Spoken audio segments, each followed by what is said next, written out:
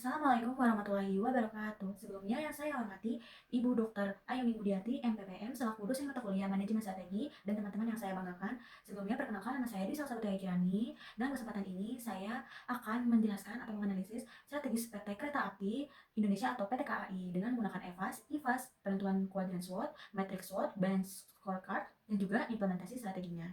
Next, PT KAI sendiri itu merupakan badan usaha milik negara yang bergerak di bidang jasa transportasi per kereta apian yang berdiri sejak 1867. Nah, digitalisasi lainnya itu kayak aplikasi KAI Akses.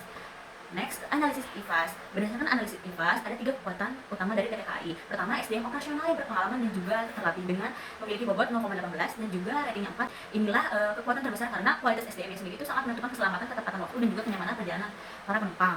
Kedua, digitalisasi KAI Akses sendiri dan sistem e-ticketing dengan bobot 0,16 rating 4.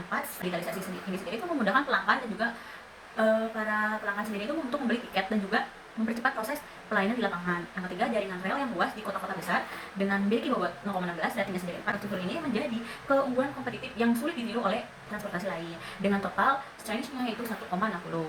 Dua, ada weakness, itu kelemahan. Terdapat 3 kelemahan utama, yaitu kelemahan infrastruktur rel yang sudah tua dan juga membutuhkan peremajaan. Usia rel yang tinggi itu dapat menghambat kecepatan dan juga meningkatkan potensi gangguan perjalanan. Dua, jangkauan wilayahnya sendiri itu belum merata. Banyak daerah terutama di luar Jawa itu belum terlayani oleh jaringan rel ini.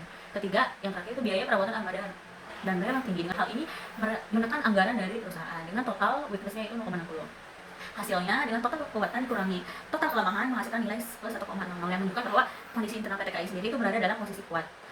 Next, ada analisis EVAS waktu internal, yaitu opportunities, itu peluang. Yang pertama adalah dukungan pemerintah terhadap transportasi rendah emisi. Kedua adalah dengan meningkatnya tren wisata domestik. Yang terakhir ada perkembangan teknologi pembayaran digital dengan total 1,52. Risk, itu ancaman. Ancaman pertama yang sendiri adalah persaingan dengan bus-bus premium dengan transportasi lain, contohnya kayak travel. Yang kedua adalah kerentanan rel terhadap bencana seperti banjir dan juga longsor. Yang terakhir ada fluktuasi ekonomi dan juga inflasi yang berdampak pada biaya operasional dengan totalnya itu 0,68. Dijabarkan yaitu hasil pengurangannya yaitu 1,52 dikurangi 0,68 yang hasilnya yaitu plus 0,84, yang berarti faktor eksternal, lingkungan eksternal sendiri memberikan peluang besar bagi PT KAI untuk berkembang.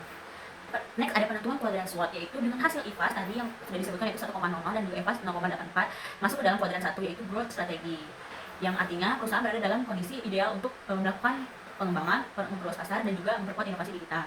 Next, ada matrix SWOT, yaitu expo strategi dengan ekspansi layanan kereta wisata, logistik, dan juga komputer dengan memanfaatkan peluang pariwisata dan digitalisasi. Well strategi, yaitu kecepatan pembangunan double track dan juga elektrifikasi jalur untuk mengatasi keterbatasan kapasitas. Strategi dengan optimalisasi digitalisasi operasional seperti e-ticketing untuk mengurangi ancaman dari pesaing dan juga risiko dari bencana itu sendiri. WT strategi dengan efisiensi anggaran melalui audit berkala dan juga memonitoring keuangan real time. Next slide, pada slide berikutnya adalah analisis mengarah pada strategi strength opportunity atau SO dan juga weakness opportunity WO. Pada strategi SO, kekuatan PT KAI sendiri itu digunakan untuk menangkap peluang pengembangan layanan. Salah satu peluangnya itu dapat dimanfaat adalah membukaan rute kereta wisata kayak menuju destinasi populer kayak Bandung, Jogja, yang sejalan dengan meningkatnya minat masyarakat terhadap perjalanan berbasis pengalaman. Nah, selain itu PT KAI sendiri itu dapat meningkatkan layanan kereta logistik khususnya untuk UMKM dan industri daerah yang membutuhkan dukungan untuk distribusi barang. Nah, peluang lainnya yang berpotensi besar adalah kolaborasi dengan hotel, agen perjalanan, dan juga destinasi wisata untuk memperkuat paket bundling perjalanan yang lebih menarik bagi pelanggan. Nah, pada strategi WO, fokus sendiri itu diarahkan pada pemanfaatan peluang eksternal untuk mengatasi kelemahan internal. Nah, langkah-langkah yang dinilai relevan antara lain prioritas pembangunan double track di wilayah padat mobilitas untuk meningkatkan kapasitas dan ketepatan waktu. Nah, selain itu, efektivitas jalur non-listrik juga menjadi upaya penting untuk meningkatkan efisiensi dan juga mengurangi kendala tersebut. Kendala-kendala operasional. Nah, ketika proyek berlangsung, perlu diperlukan penataan jadwal operasional agar gangguan terhadap pelayanan penumpang juga dapat diminimalkan.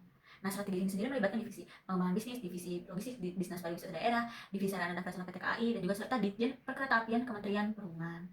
Oke, next selanjutnya ada implementasi strategi. Pada bagian ini diarahkan pada 2 strategi, yaitu ada strength trait atau ST dan juga weakness trait atau WT. Pada strategi ST, kekuatan internal PT KAI sendiri diposisikan sebagai modal utama untuk menghadapi berbagai ancaman eksternal. Nah, langkah yang agak penting sendiri adalah memperluas sistem tiket digital mencakup seluruh rute dan juga kelas kereta, dimana sehingga proses pemesanan itu lebih mudah dan juga cepat. Selain itu perlu dilakukan integrasi aplikasi kayak KAI Akses dengan metode pembayaran digital kayak QRIS dan juga e-wallet untuk memudahkan kebiasaan transaksi masyarakat saat ini di era modern saat ini. Nah, aspek yang gak kalah penting adalah peningkatan keamanan server dan juga sistem, karena gangguan atau serangan digital itu dapat berdampak langsung pada kelancaran dan juga operasional. Nah, untuk strategi WT sendiri fokusnya diarahkan pada upaya mengurangi kelemahan internal dan agar tidak memperburuk ancaman. Beberapa langkah yang dinilai relevan antara lain yaitu audit anggaran berkala untuk memastikan efisiensi dan juga kesesuaian penggunaan dana. Prioritas anggaran juga perlu diarahkan pada hal-hal krusial kayak keamanan, kenyamanan layanan, dan juga kesesuaian penggunaan dana. Prioritas anggaran juga perlu diarahkan pada hal-hal kayak seperti keamanan. Nah, selain itu, penerapan sistem monitoring keuangan digital dan juga berbasis real time dapat meningkatkan transparansi serta mempermudah deteksi dini jika terjadi penyimpangan. Nah, pelaksanaan strategi ini itu berada di tanggung jawab Divisi Teknologi Informasi, Divisi SDM Pelatihan, Divisi Keuangan dan Anggaran, serta Divisi Pengawasan Internal. Next, ada BEL Scorecard PDKI dengan finansial dengan skor 85% menunjukkan bahwa kondisi keuangan perusahaan sendiri itu berada pada level yang sangat baik. Presentasi tinggi ini disebabkan oleh dua faktor utama. Yang pertama sendiri keberhasilan di diversifikasi pendapatan melalui layanan logistik dan juga kereta wisata. Yang kedua, efisiensi biaya yang dihasilkan dari digitalisasi dan pengawasan anggaran. Kedua, ada cost standar dengan skor 88% yang menjadi tertinggi di antara 4 perspektif. Angka ini mencerminkan tingginya tingkat kepuasan penggunaan layanan KAI, terutama karena digitalisasi tiket, meningkatnya kenyamanan perjalanan itu menimbulkan pemuasan dari para pelanggan. Yang ketiga, ada internal business proses dengan skor itu 82%.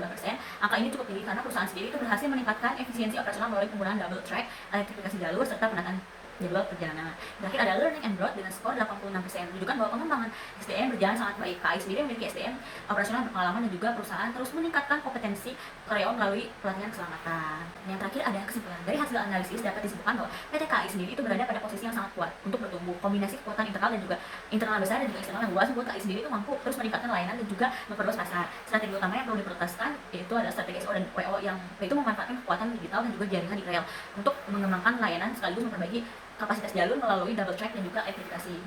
Demikian paparan yang saya paparkan dengan analisis strategi PT KAI pada UAS kali ini. Terima kasih. Wassalamualaikum warahmatullahi wabarakatuh.